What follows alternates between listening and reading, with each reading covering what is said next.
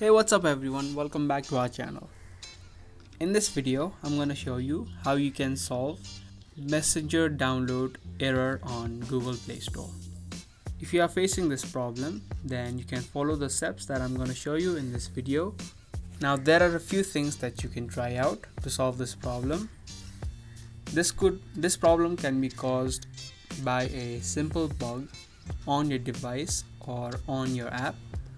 Now you can try out firstly to restart your phone. A simple solution like that can also sometimes solve the problem. Now the other possibility is that your phone is outdated.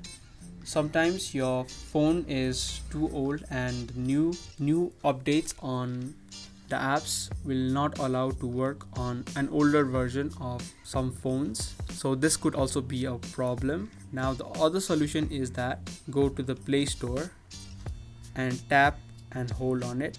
Now from here go to app info.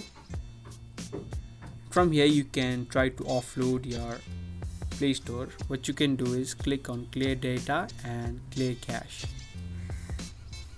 Sometimes this also helps in removing any kind of bugs and could also solve your problem.